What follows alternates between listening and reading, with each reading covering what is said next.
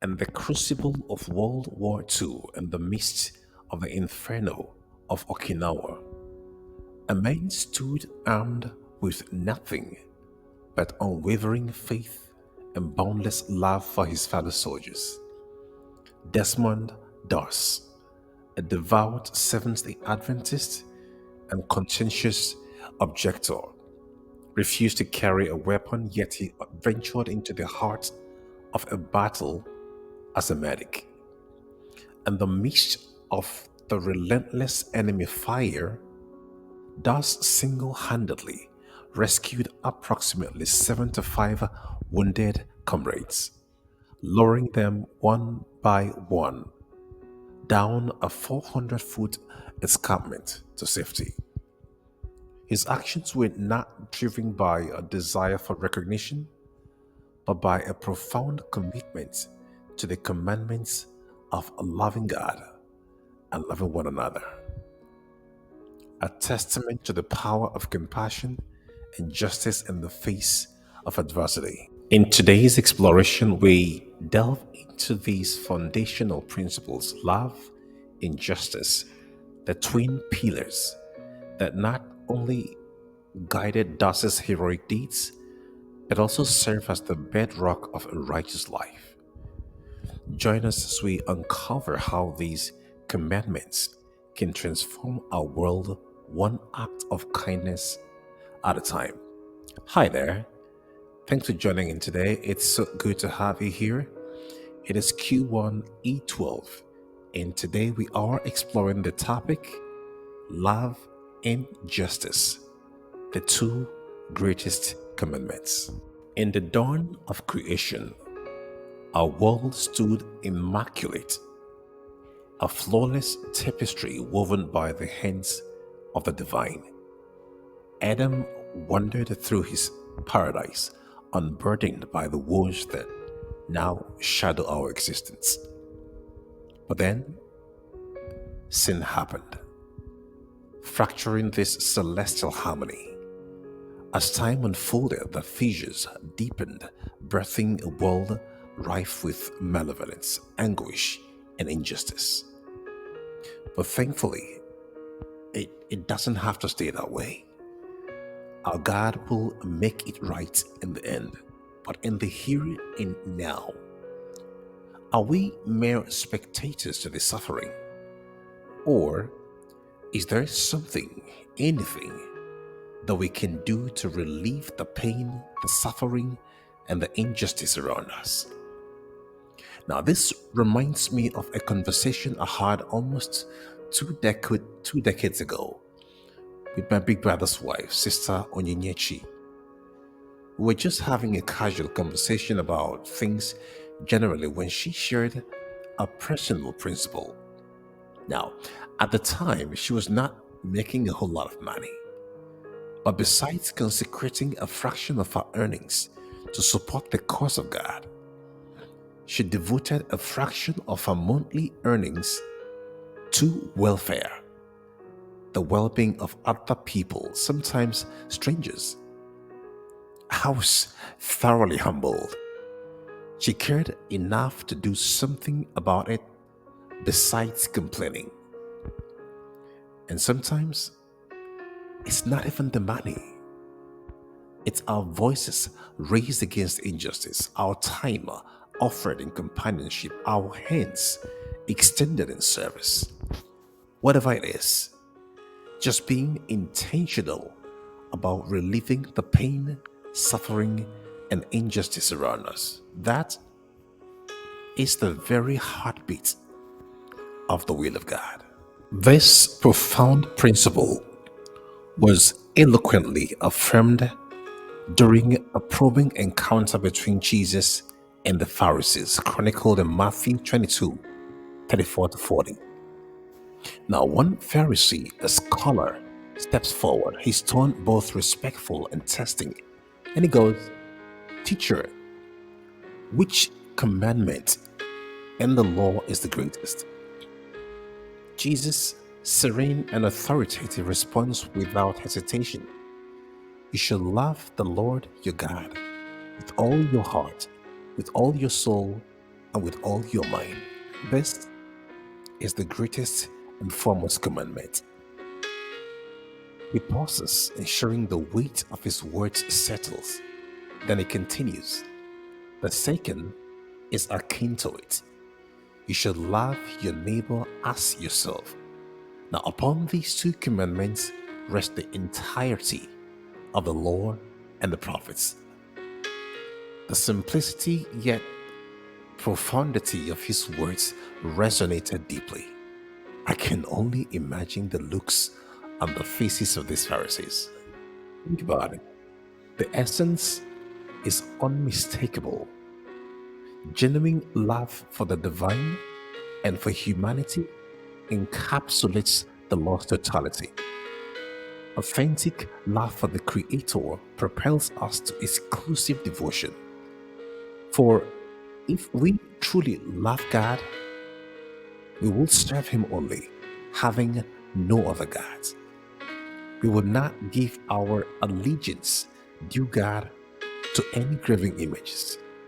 We will worship Him when and how He has asked us to. The same principle applies to our love for fellow beings. It restrains us from acts of harm. For if we truly love one another, we will not kill, we will not covet another's spouse, steal from them, or inflict any form of maltreatment. These principles encompass the remaining 6 commandments, guiding us towards a life of righteousness and empathy.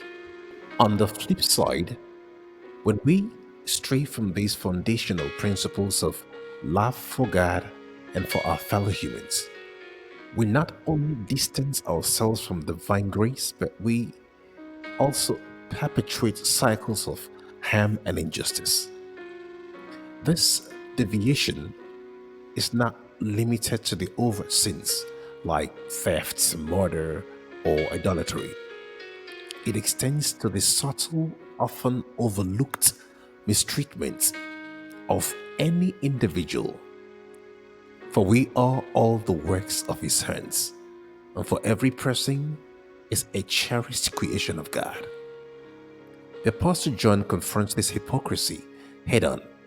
He frames it this way: if someone says, I love God, and hates his brother, he is a liar. For he who does not love his brother, whom he has seen, how then can he love God, whom he has not seen? And this commandment we have from him, that he who loves God must also love his brother. 1 John 4, verse 20-21. Now Jesus reiterated the same sentiment in John, saying, For by this all will know that you are my disciples, if you have love one for another. Meaning, true discipleship is measured not by our proclamation of faith, but by our genuine love and compassion for one another. Not so much about what we say, but what we do. This is definitely not a suggestion.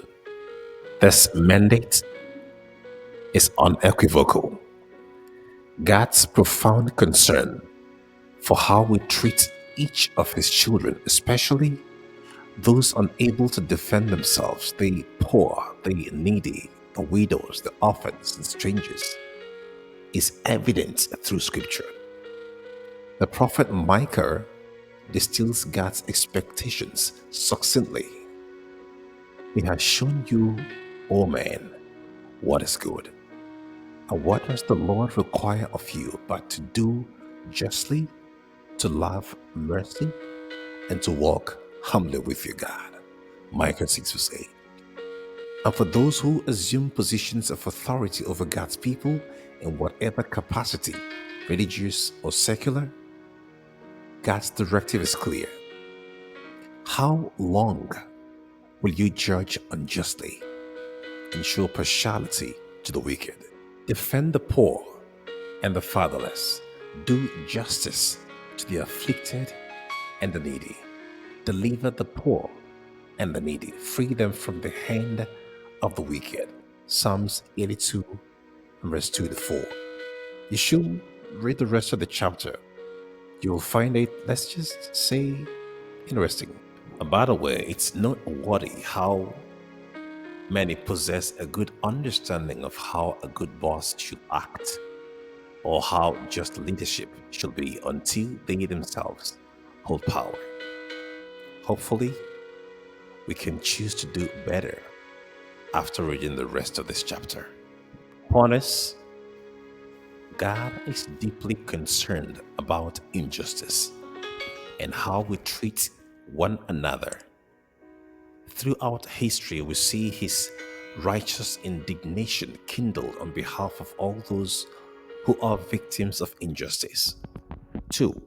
Time and time again, we read on different occasions God specifically delegating his prophets to rebuke and in some cases sternly warn rulers and nations regarding their unjust practices.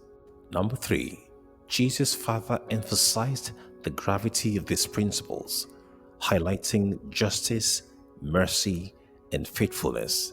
I call them the famous three, as the weighty matters of the law, to find in Matthew 23:23, resonating with Micah's declaration, "He has told you, O man, what is good. What does the Lord require of you but to do justice and to love kindness and to walk humbly with your God?" Micah 6 verse 8. So let's break it down. When next you have to deal with that difficult neighbor, colleague, or boss, remember that despite themselves, they are first the sons and daughters of God. And how we treat them is important to God. So even before engaging, resolve in your heart to honor God. Not because it feels that way all the time, but because we love God, I would want to honor Him. This is not always easy, but it is what God demands. If it helps, I struggle in this area, but God is still working on me. Our standard of character is not to be dictated by societal norms or personal feelings, but by what is approved by God, to whom we are accountable. Remember that. Still on this issue, in one of his Q&A sessions in Luke chapter 10, Jesus had just captured the underlying principle of the law. Love for God manifested in absolute loyalty and obedience, and 2, love for each other and our neighbors manifested in how we treat each other, especially the needy and downtrodden. And to further elaborate on this, Jesus uses the parable of the Good Samaritan to illustrate his expectations of us in relating with the needy and the downtrodden in our midst as we navigate through our dailies while waiting to go home. A man on a journey gets badly brutalized by robbers, leaving him in a very bad state in dire need of help. A priest and a Levite pass by him, but a Samaritan, a member of a despised group, stops to help, tending to his wounds and paying for his care. In his vulnerable state, geography, denomination, political affiliations, or blood ties were irrelevant. What he needed was compassion, and whoever offered what he needed was indeed a real neighbor. In that state of dire need, like the victim in this parable, what he needed was help, not a sermon, and definitely not a happy Sabbath. It is great to pray, praise, and worship, but there are times to just roll up the sleeves and do the needful. It wasn't the priest, and definitely not the Levite, but a Samaritan, a member of a despised group, that stopped to help a man in need of help. Jesus referred to this kind of attitude as the weighty matters of the law. Jesus did not came to just run commentaries on justice, he brought it.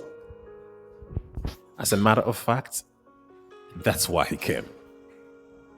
Brother Luke captures the moment Jesus, while in Nazareth, during worship, walks up to read the prophecy of Isaiah concerning himself. And he reads, "The Spirit of the Lord is upon me, because he had anointed me to preach the gospel to the poor. He has sent me to heal the brokenhearted, to preach deliverance to the captives and recovering of sight to the blind, to set at liberty them that are bruised."